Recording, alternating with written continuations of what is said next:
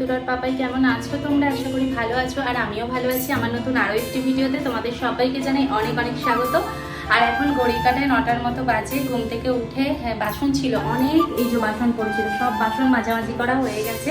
আর জামা কাপড় কিছু ছিল সেগুলো ভিজাতে দিয়েছি। আর আমি এই চুড়িদারটা পরেছি, আর এই চুড়িদারটা বাড়ি থেকে নিয়ে এসেছিলাম।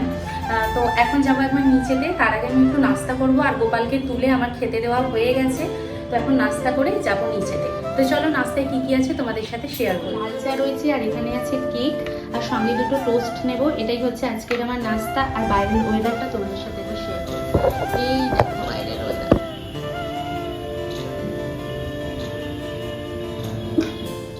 এখন ঘড়ির কাটায় 10:30টার মতো বেজে গেছে, আর আমি যাচ্ছি একবার নিচেতে। আজকে রান্না করব ডিম। তো বাড়িতে ডিম ছিল না, সেই জন্য ডিম আনতে যাচ্ছিলাম। আর নিচে নেমে দেখলাম প্রচণ্ড পরিমাণে গরম আর রোদ বেরিয়েছে। আর এখানকার রোদটা কীরকম বলো তো, আমাদের অন্যান্য জায়গায় যেমন স্পষ্টভাবে পড়ে, এখানে কিন্তু ওরকম স্পষ্টভাবে পড়ে না। সে আধমরা রোদ যেটাকে বলে সেই রকম পড়ে। আর সেটাতে কিন্তু গরম প্রচণ্ড পরিমাণে হয়। ডিম কিনে নিয়ে চলে এসেছি, আর ভিতরটা তোমাদের সাথে শেয়ার করছি। আর ভিতরে এই যে দেখো আমাদের একটা তুলসী মঞ্চ আছে। তুলসী মঞ্চটা এতটা সুন্দর দেখতে লাগছিল, তাই ভাবলাম তোমাদের সাথে শেয়ার করি। আর এখানেতে লেবু গাছ ছিল, আরও অন্যান্য গাছ ছিল। সমস্ত গাছ দেখলাম পরিষ্কার করে ফেলে দিয়েছে। তো চলো এখন উপরে নিচে থেকে এসে আমি কাজে লেগে পড়েছি। যদি এখন থেকে কাজ করতে শুরু না করি তাহলে আমার কাজ শেষ হবে না। প্রায় 3টে সাড়ে 3টের মতো বেজে যাবে। তো সেই জন্য ভাবলাম আগে কাজগুলো করি, স্নান করব, তারপর রান্না বসাবো। সকাল থেকে উঠে থেকে রাত অবধি কি পরিমাণে যে খাটুনি হয় ধারণার বাইরে। তার উপর বাজার দোকান সমস্ত কিছু মাথার উপর চাপ পড়ে যায়। আসলে আমাদের মধ্যবিত্ত ঘরের ফ্যামিলিদের মেয়েদের না এটাই হচ্ছে একটা সমস্যা। সব কিছু নিজে হাতে করতে হয়। বাইরে থেকে বাজার করে নিয়ে আসা, রান্না করা, সমস্ত কিছুটা নিজে করতে হয়। গ্রাম সাইডে থাকলে কি হয়, যদি না কোনো জিনিস থাকে আশেপাশে বাচ্চাদেরকে ডেকে টাকা দিয়ে এনে দিতে বললেই এনে দেয়। কিন্তু শহর এলাকায় তো এটা হয় না, যে যা সেটার মতোই থাকতে হয়। আর সত্যি কথা বলতে কি, আমি নাইটি পরে নিচে কখনোই নামি না। তো সেই জন্য চুড়িদার বারবার করে পরতে হয়। আর বাড়িতে যতক্ষণ সময় থাকি ততক্ষণ সময় তো আর চুড়িদার পরে থাকা সম্ভব নয়। তো সেই জন্য নাইটি পরে কাজ করতে সুবিধা হয় বলেই বাড়িতে নাইটিটা পরা। একদিন তো ভুলেই যাই কি আছে কি নেই। হঠাৎ করে রান্না করতে গিয়ে দেখি যে নুন শেষ হয়ে গেছে বা হলুদ শেষ হয়ে গেছে। তাড়াতাড়ি করে ড্রেস পরে আবার ছুটতে হয় নিচেতে। এইভাবেই দিনগুলো চলছে। যদি একটা ছেলে থাকতো বা তোমাদের দাদাভাই আমার সঙ্গে থাকতো, তাহলে ওকে বললেও তাড়াতাড়ি করে গিয়ে নিয়ে এসে দিতে পারতো। মাঝে মাঝে না এত আফসোস হয়, আর এত নিজের ভাগ্যকে দোষারোপ মনে হয়। সত্যি কথা বলতে কি, ভাগ্যটা কেমন আমার দেখো, আমরা যখন বিয়ে করিনি তার আগে আমরা ভাবতাম ওর পরেই যখন ওর পোস্টিং পড়বে তখন সেখানে ফ্যামিলি রাখতে দেবে আর একসঙ্গে থাকতে পারবো। কিন্তু সেটা তো হলোই না। বিয়ের পরই জানতে পারলাম যে যেখানে ওর পোস্টিং পড়েছে সেখানে ওর ফ্যামিলি রাখতে দেবে না। আর বিয়ে করে সেখানে কিছুই চিনি না, সেই এক প্রবলেমের মধ্যে দিয়ে কাটাতে কাটাতে যাই হোক এখন সব কিছু ঠিকঠাক হয়ে গেছে। কিন্তু হলেও তোমাদের দাদাভাইকে প্রচণ্ড পরিমাণে মিস করি। মনে হয় সঙ্গে থাকতে পারলে কত ভালো হতো। যাদের কপাল কত ভালো, তারা দেখি বিয়ের 2 মাস না যেতে যেতেই কোয়ার্টার পেয়ে যায়, সেখানে ফ্যামিলি রাখে আর বরের সাথে কত মজা হই হুল্লোড় করে দিন কাটায়। আমাদের কি আর সেই কপাল আছে? তোমাদের সাথে বকবক করতে করতে ঘরের কত কাজকর্ম করে ফেলেছি। এখন ঘরটা মুছবো বলে বাথরুমের দিকে যাচ্ছি জল আনতে। আর তোমাদের সাথে কথা বলতে বলতে কাজ করতে কিন্তু বেশ ভালোই লাগে। তাতে মনে হয় আমার সঙ্গে কেউ আছে, আমার পাশে কেউ আছে। টিভি রয়েছে, টিভি চালাতেই মাঝে মধ্যে ইচ্ছে করে, আবার মাঝে মধ্যে ভালো লাগে না। তো সবসময় টিভি চালাইও না, যখন ভালো লাগে তখন একটু দেখি, তারপর বন্ধ করে রেখে দিই। গ্রামাঞ্চলে 5টা মানুষের সঙ্গে গল্প করা যায়, 5 জনের কাছে গিয়ে বসা যায়, কিন্তু শহরাঞ্চলে তো এটা হয় না। তবে বেশিরভাগ সময় মিস করি কোনো জিনিস যখন কিনতে যাব বা বাজার করতে যাব, তখন মনে হয় কাউকে সঙ্গে করে নিয়ে গেলে একটু ভালো হতো। দুজনে মিলে কেনাকাটাটা করতে পারতাম, একটু দাম ঠিকঠাক করে বলতে পারতাম। কিন্তু সেই সবগুলো হয় না, যা করি নিজে নিজেই করতে হয়। আর একমাত্র সঙ্গী হচ্ছে তোমাদের দাদাভাই। ও যখন বাড়িতে আসে একমাত্র ওর সঙ্গে গিয়েই কেনাকাটা করতে বেরোতে হয়। ঘরটার মুছে স্নান করে নিয়েছি, চুল টুল আঁচড়ে নেব, সিঁদুর পরবো, করে তারপর পুজো করতে যাব। পুজো না করে আবার আমি রান্না বসাই না, তো পুজোটা করে তারপর রান্না বসাবো, তাতে অনেকটা ভালো হবে। এখন যাবো আমি পুজো করতে। আর পুজো করতে আমার প্রায় সময় লাগে 1 ঘন্টার মতো, কারণ আমার একটু সময় দিয়ে পুজো করতে ভালো লাগে। কারণ সারাদিনে নিজের জন্য কত সময় থাকে, হাজব্যান্ডের জন্য কত সময় থাকে, কিন্তু ভগবানের জন্য যদি আমি 1টা ঘন্টা দিতে পারি তার থেকে বড় আর পৃথিবীতে কিছুই হয় না।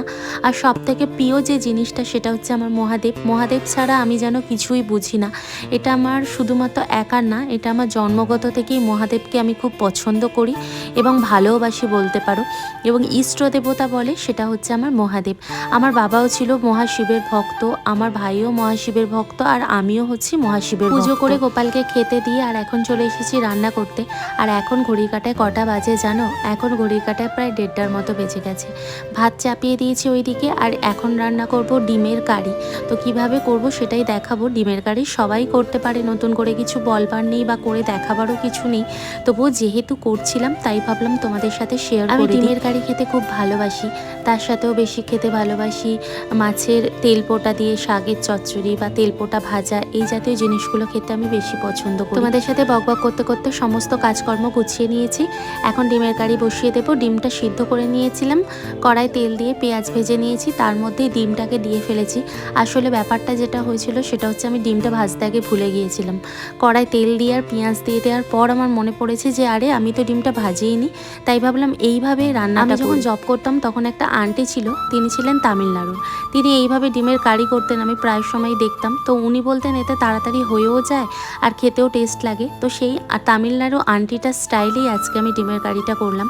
ওনার সঙ্গে আমার সম্পর্কটাও ছিল অনেক ভালো, বিশেষ অনেক কারণের জন্য সম্পর্কটা একটা সময় এসে নষ্ট হয়ে গিয়েছিল, কিছু করবার ছিল না। তবে উনি কিন্তু আমাকে পুরো মেয়ের মতোই ভালোবাসতেন। আমাদের জীবনেতে কত মানুষ যে আসে, আবার কত মানুষ যে জীবন থেকে চলে যায় সেটা ধারণার বাইরে। যখন আমার বয়স হয়ে যাবে তখন হয়তো বসে বসে ভাববো কত মানুষ আমার জীবনে এসেছে, কত মানুষ আমার জীবন থেকে চলে গেছে।